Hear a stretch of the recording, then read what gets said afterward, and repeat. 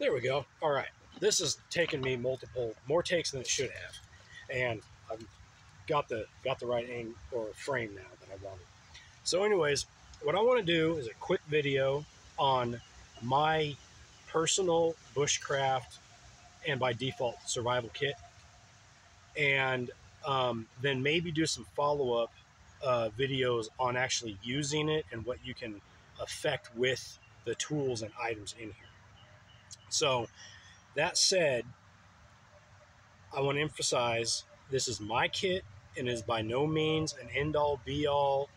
Gonna do whatever, um, or me saying this is what you have to carry. This is my tried and true gear items and way I like to carry it at certain times. So, getting right into it, I like a haversack. I made this haversack. It is my haversack. It took 6 haversacks to figure out this is what I actually prefer. I made some with pockets on the outsides. I made a boxed one, everything. I had to go bare bones.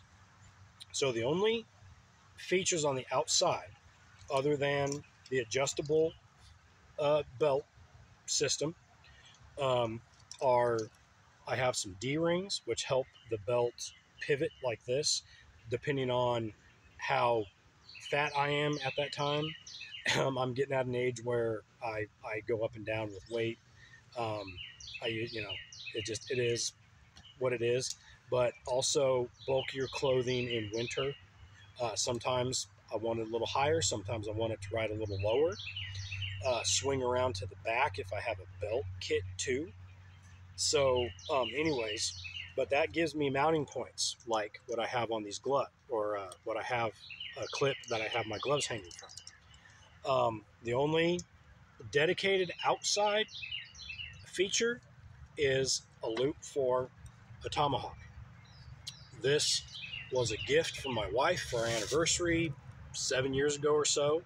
It's made here in Missouri by Two Hawks. I like a tomahawk. I like the aesthetic. I like the weight, and I like what I can do with it because it's fast. So I can do all different kinds of ninja stuff with it. But it's my workhorse tool for harvesting certain resources off the landscape. It does not split firewood very well. You have to use the wedge. Like if you have a bigger piece of wood, even something like this thing struggles with. But if you know how to use the wedge, start a crack and then use the wedge and get that down in there, you can make it work.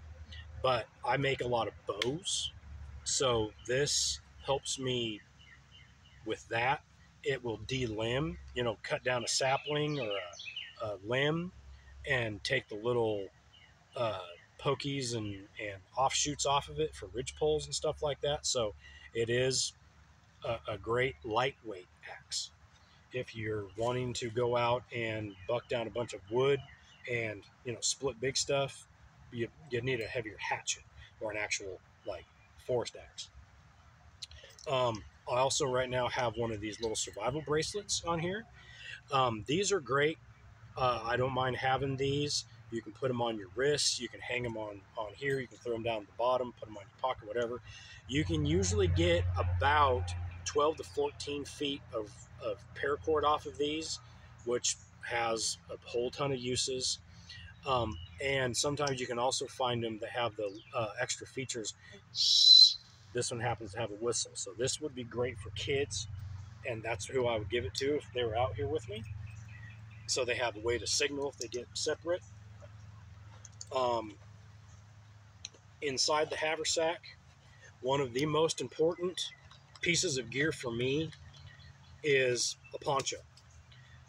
We get pop-up showers here, especially in the summer, and this one's super lightweight.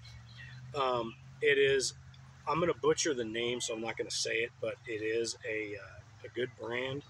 But it is to the dimensions of a military poncho. So that's why I like it, is if you have other surplus gear like the woobies or poncho liners. You can make like the Ranger roll and stuff with this. It also has 6 grommets, has 4 in the corners and then 1 like basically what would be at the shoulder. So you can do different tarp configurations. Like that. Combine that with the bracelet or other paracord you have, you're good to go. It comes in a stuff bag, so that's just an extra thing you can stuff tinder into. And then I just have a cheap little titanium mug, just gives me a little pot to boil in. Collect little things in, berries or whatever. I also have a water bottle. It does not have anything in it right now. My haversack would be more of a colder, cooler, like fall, maybe early spring setup. Because if I put cold water in this, it's going to sweat in the summer. It's like 90 degrees out right now, and it's going to soak the inside of my back. So I'd have to use like lukewarm water, but I like this because I could tie this or clip it to the D-ring on the back and open up some space from the inside. So right now it's just kind of like a space saver, but like that I can boil water in this and be good to go. I like to carry a fixed blade knife. Now, I would usually have a larger, more robust belt knife, so to kind of complement the tomahawk and other carving, fine carving tasks and wood processing and stuff, where I can do some light batoning and stuff. I'm not a big batoner, but it has its place in things. But I like this Mora. It stands up like this. It rides in the haversack. I don't necessarily walk through the woods with it in the neck knife configuration like I have here. But for once I establish a base camp and I'm doing feather sticks and stuff like that, it's really good. And this sheath has a loop for a fire steel. And I've modified this Mora, like a lot of people do, to strike the ferrule rod. So that gives me a little fire starting kit right there. But like that, it rides in the haversack. It can go around my neck. I could also wear it under a coat, but like that, where I'm in a t-shirt right now, I'm not going to wear it and have it flopping all over the place while I'm moving. But it's a great crafting knife. Tent pegs, which I'm going to emphasize in later videos, I think. Now, I'm hypoglycemic, so I like to carry food in the case of an emergency, but also it's one of the things I like to enjoy. In colder temperatures, when you go out, it's nice to have a fire, enjoy the stream if that's where you've hiked to do some fishing, and make something warm to eat. Always a plus. This is just add water just add water potatoes. Comes in hundreds of flavors. So that's just what I have in here, left over from another outing. I'm also a big coffee drinker, so I just happen to have an extra Folgers kind of tea bag thing. So if I was out enjoying the creek on a cold morning, or I was in an emergency situation, I have some stuff that I can just brew while I'm making a fire or whatever. Even in the heat, fire has an advantage. I could make a fire off away from where I'm sitting and let the smoke drift through and repel the bugs, just as an example. Speaking of fire, with the aesthetic of the leather traditional kit, I like to carry and use a flint and steel kit. So this is just a little handmade compression bag. See, it rolls down to nothing, but I would pack this full of tinder. I don't currently have tinder in it, and I favor cedar bark or sage broom, grass, just dry grass. But I have in here, I have my flint and steel kit. So I have the flint. Well, no, there. I have the flint, and I have the steel, and I have a char tin for char cloth. And in an emergency, say a prolonged emergency, this will do the job. But what I like about this is if you are proficient, if you can get a fire going with the char cloth and this, you can get a fire going with a ferro rod. But in the bottom of my traditional fire kit, I have an old trusty Bic, and I have had this Bic for about 12 years. I moved down from Washington with that Bic in my kit. So that's there. So, and I've done on videos where I couldn't get it going, and I was like, I had everything going there, and for some reason I couldn't get the flint and steel to work. Pop that sucker out, get your fire going. So, you know, sometimes you don't want to mess around. I would maybe replace that with a drawstring bag that I could mount on the outside to clear room up in here. Because in truth, this kit isn't too far removed from just adding a sleeping bag and a couple other items and just going out to camp.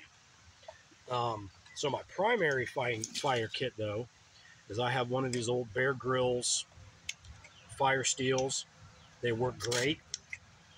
I have some duct tape wrapped around it. I think it's Gorilla Tape. Get this thing put back together here.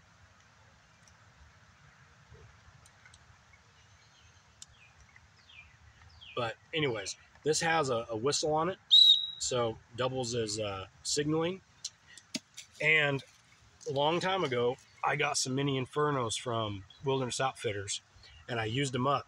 And what I replaced it with was waxed jute twine. And you can make that yourself. You just need some jute twine from the hardware store, or some craft project that fell apart, and some candle wax. And that also gives me a dedicated char tin for my kit. I'm going to figure out why that went. Oh, there it goes. So that's my primary fire kit. And then down in the very bottom, I don't always have this, but for my bushcrafting, I like to carry a Bahco Laplander. I have had this Bahco, and I have cut deer antler with this. Get the tines off for like flint knapping or buttons, and it's still going strong. And I cut hickory saplings and stuff with this for bow staves. So that's just something I like to carry, but it's not a have to. I carry a cotton bandana for multiple reasons. That and my little bit of duct tape can make band-aids. Char cloth, pulling things out of the fire, you know, toilet paper, whatever you need it for. You can put 2 of those in the bottom of this, and you don't even know they're there, but they're there when you need them. Let's see. I like to carry paracord. You can take bank line. I just like paracord because of its strength, and for shelters, stringing up a hammock, because like that, it's 550 pounds. The inner strands, it has 5 of them. They each hold 50, and then this outer one will hold 250. So you've got a lot of uses for them. If you gut it and stuff, you can fish with it, whatever. But I don't use it, and it's not disposable. That I retrieve this, or I cut a piece off, and it's going to be a bowstring, or going to be something I put a loop on and help carry stuff with, or something like that. It's going to be a load-bearing whatever, and then I'm going to retrieve it and take it back out with me. So bank line works for stuff that you're going to cut up into 100 pieces and whatever. So if that's what you want, by all means get it. Now the last thing in here is I have a dedicated Leatherman. This is the Sidekick. I have one of these because, one, it doesn't have a serrated knife blade. I carry one every day at work, and this is the Wingman, and it has a serrated edge. I came out here after work, so that's why it's on my hip. Now, the one that I carry every day has a set of scissors that I do not like. This one has a very nice saw blade. So this could replace, in theory, could replace my Mora and my Bahco on a compact scale. So like tent pegs, stuff like that. So this is dedicated. It stays in here. I could also clip it to my pocket, but it stays in here. Now I also have a whetstone, a flashlight, and just an extra trapper pocket knife. It's a Rough Rider. I just like it. So again, that would go in my pocket or something like that. I actually forget that that's even in here, but it could actually come out. But I just like having a traditional pocket knife. For a survival scenario, you would want something a little more robust, I think. That's just my 2 cents on it. Like the Mora, where you can twist and pry a little bit and not have that thing close on you. If you took a folding knife, and I'll get into this in another video, I have had that happen where you're bearing down on something and that thing flip around and close on your hand. So they are dangerous if you misuse them. But anyways, that's pretty much it. That's the bottom of the bag. The only inside, this is just a big dump pouch except for one inside pocket. And that's just where I put my little stuff in. Now, I am lacking a compass. I do need to put that in here. But the last few times I've gone, I had a belt pouch that had my compass on, actually a dedicated compass. But for like a day hike where I didn't want to take all my Bowie knife and stuff like that, I just wanted to take this. I would probably throw a compass in there. But a lot of times you're on a trail, so you just have to, you're just going out. The only thing emergency you would have is if someone got hurt or like that, a storm blew in or something. So anyways, I'm going to pack this thing back up. I have some work to do out here, but I do plan on doing some videos on actually using the kit to affect shelter, fire, etc., etc. So anyways, this video went a little bit longer than I intended. So anyways, I'll see you on the next one. And until then, get out in the woods.